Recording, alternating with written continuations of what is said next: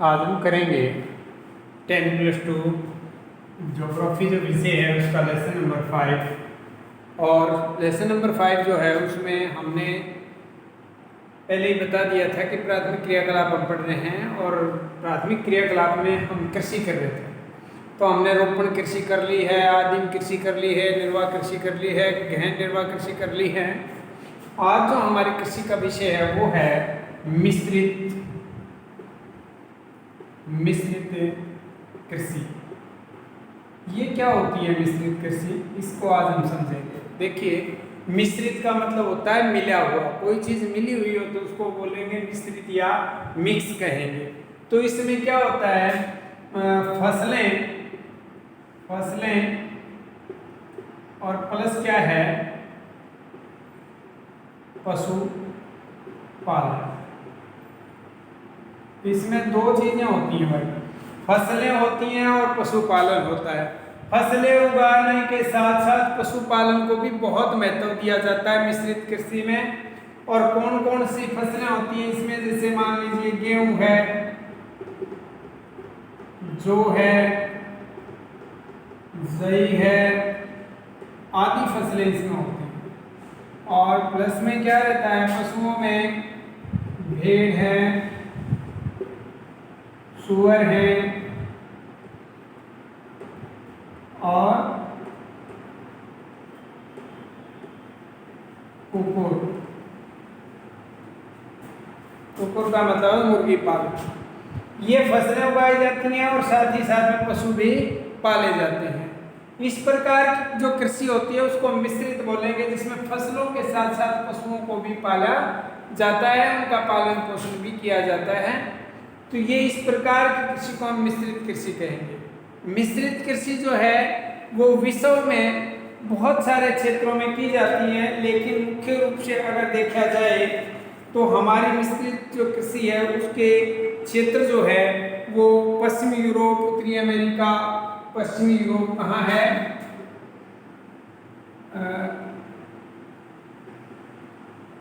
पश्चिमी यूरोप, उत्तरी अमेरिका व एशिया महाद्वीप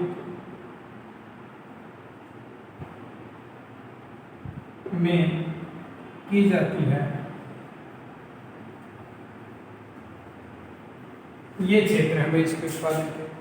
तो हमने जाना कि मिश्रित कृषि क्या है, जिसमें फसलों के साथ साथ पशुपालन को भी महत्व दिया जाता है, उसको मिश्रित कृषि कहेंगे। फसलें गेहूं है, जौ है, जई है आदि फसलें उगाई जाती हैं।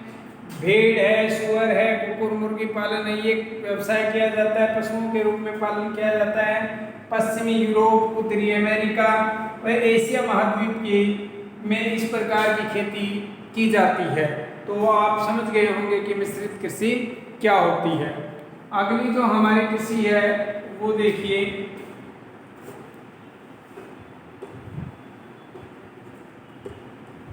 वो है हमारी डेयरी कृषि। डेयरी कृषि का क्या मतलब है, डेयरी उत्पाद आपने सुना होगा, दूध और दूध से बनी हुई चीजें जो है डेयरी उत्पाद के अंतर्गत आती हैं। तो यहाँ पर दूध वाले पशु पाले जाते हैं भाई।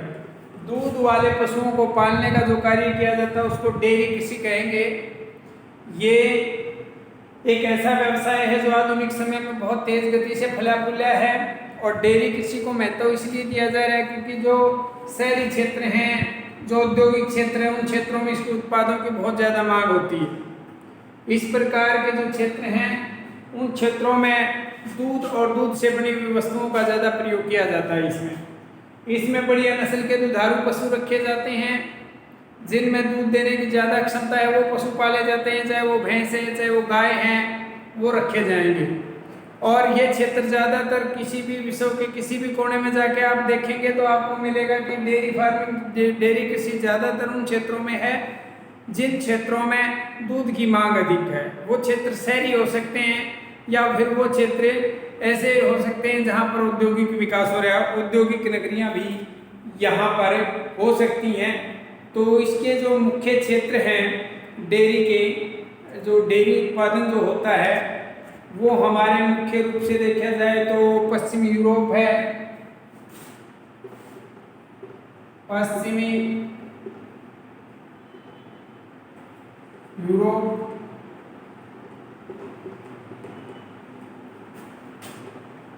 उत्तरी अमेरिका व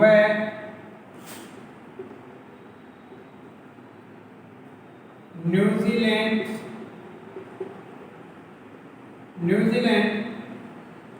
आदि क्षेत्रों में डेयरी कृषि की जाती है, कृषि की जाती है। ये क्षेत्र है हमारे विश्व में जहाँ पर डेयरी कृषि की जाती है। डेयरी कृषि के अंतर्गत पशुओं का ज़्यादा ध्यान रखा जाता है, इसमें बढ़िया नस्ल के पशु पाले जाते हैं। अगर हम भारत की बात करें तो भारत में भी ऐसे पशु दुधारू पाले जाते हैं जो बहुत ज़्यादा दूध देते हैं। हमारी जो एक क्वालिटी है दूध के उत्पादन में भारत कम नहीं है, पशुओं के मामले में भारत अग्रणी देश है विश्व में, और दूध का उत्पादन भी भारत में अच्छा खासा होता है। हमारी एक खास नस्ल है मुर्रा नाम से, जो हरियाणा की काफ़ी प्रसिद्ध है। उस मुर्रा नस्ल की प्रजाति जो है ना वो दूध देने में बहुत ज़्यादा अव्वल है, भैंसों की प्रजाति है ये, इसको काला सोना भी कहते हैं। और ये जो प्रजाति है हमारी दूध वाली, इसको विश्व के कई देशों में इसकी मांग जो है वो बढ़ी हुई है। तो डेयरी फार्मिंग जो है आजकल बहुत ज़्यादा प्रचलन में है। दूध और दूध के उत्पाद आपने देखा होगा, आइसक्रीम है, आपका खोआ है, पनीर है, दही है, लस्सी है, ये सब के सब चीज़ें जो है वो डेयरी फार्मिंग के ही उत्पाद हैं। तो इनका उत्पादन ज़्यादा से ज़्यादा आज के युग में जारी है और कोशिशें यही हैं कि ये कृषि जो है डेयरी कृषि, ये आने वाले भविष्य में भी बहुत कारगर साबित होगी। तो ये था हमारा आज का डेयरी फार्मिंग का। अगली जो कृषि है हमारी वो देखिए, भूमध्य सागरीय कृषि। भूमध्य सागरीय कृषि कौन सी कृषि है? भूमध्य सागरीय भू और मध्य, भूमि के मध्य में जो रेखा है हमारी भूमध्य रेखा, उसके आसपास जो सागरीय क्षेत्र है वहाँ की जाने वाली खेती है। सीधा नाम से इसको तो समझ सकते हैं आप कि भूमध्य सागरीय इलाके के आसपास का जो इलाका है उसमें इस प्रकार की खेती की जाती है। इसमें ज़्यादातर जो है खट्टे रसदार फलों का उत्पादन किया जाता है, उत्पादन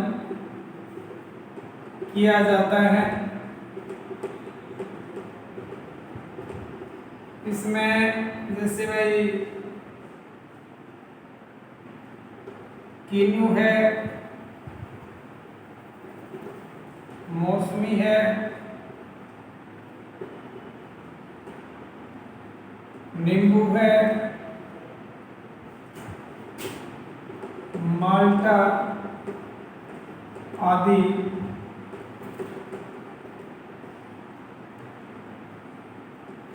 की फसलें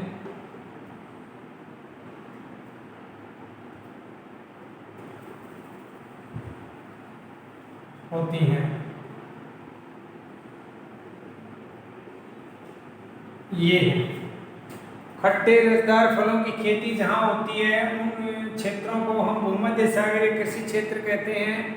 इसमें अंगूर की खेती भी विशेष रूप से होती है। हम लिखेंगे यहाँ कि अंगूर की खेती, अंगूर की खेती की जाती है, की जाती है। देखिए अंगूर जो है उसका उत्पादन किया जाता है भूमध्य सागरीय इलाके में जो खेती होती है, क्योंकि अंगूर भी अपने आप में एक रसदार फल है और इसका ज़्यादा से ज़्यादा उत्पादन किया जाता है। उच्च क्वालिटी का अंगूर पैदा होता है भूमध्य सागरीय क्षेत्र में। नमी वाली हवा होती है और उसमें खट्टे रसदार फल जो होते हैं उन फलों को बहुत ज़्यादा फायदा मिलता है उस नम जलवायु का। यहाँ जो अंगूर पैदा होते हैं वो उच्च क्वालिटी के होते हैं, उनको सुखा करके उनसे किशमिश बनाई जाती है और इस अंगूर से विशेष प्रकार की शराब भी बनाई जाती है। तो इस प्रकार से कई कामों में लिया जाता है। और सर्दी का जब मौसम होता है तो यूरोप और उत्तरी अमेरिका कनाडा के क्षेत्रों में यहाँ से ये फल जो है वो स्टोरेज वगैरह करके और मक्का वगैरह बना करके इनको अंगूर वगैरह को और भेजा जाता है, वहाँ सप्लाई की जाती है। तो ये मुख्य रूप से जो हमारी फसलें होती हैं ये भूमध्य सागर के साथ साथ कौन से इलाके में होती हैं वो एक बार आप देख लेंगे। इसमें कुछ एक तो भाई उत्तरी और पूर्वी अफ्रीका है और फिर दक्षिणी अमेरिका है। अमेरिका के दक्षिणी अमेरिका के कुछ भागों में यह खेती मुख्य रूप से की जाती है।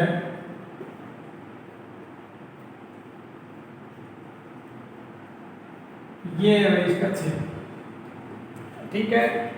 तो ये मुख्य रूप से जो है भूमध्य रेखा के साथ साथ के इलाके हैं। अफ्रीका का पूर्वी क्षेत्र लगा लीजिए आप, दक्षिण अमेरिका का क्षेत्र लगा लीजिए जहाँ मौसम बड़ा नम बना रहता है, वायु में आर्द्रता की मात्रा अधिक होती है, उन क्षेत्रों में ये खेती की जाती है भूमध्य सागरीय कृषि, जिसमें मुख्य रूप से फसलें क्या होती हैं, खट्टे रसदार फल होते हैं जिसमें किन्नू है, नींबू है, माल्टा है, मौसमी है और अंगूर भी इसमें पैदा किए जाते हैं। तो आज हमने 3 कृषि पढ़ी हैं। सबसे पहले जो कृषि हमने पढ़ी वो कौन सी थी, वो थी आपकी मिश्रित कृषि, जिसमें पशु और फसलें दोनों होती हैं। और उसके बाद हमने पढ़ी नंबर 3 वो है हमारी डेयरी कृषि।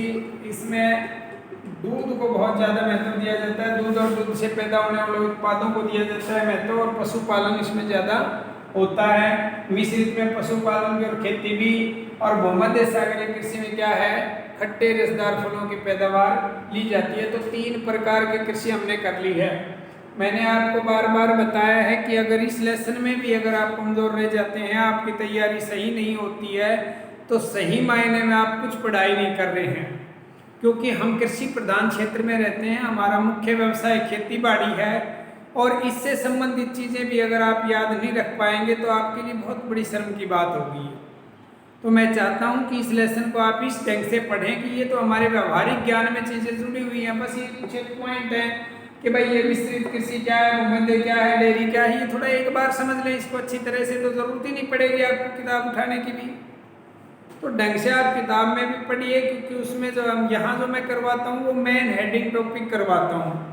अगर आपकी क्लास लग रही होती तो मैं बहुत अच्छे तरीके से हर चीज़ को एक्सप्लेन करता, लेकिन यहाँ तो मुख्य बिंदु ही एक्सप्लेन हो पाते हैं, नहीं तो वीडियो बहुत लंबी हो जाएगी फिर।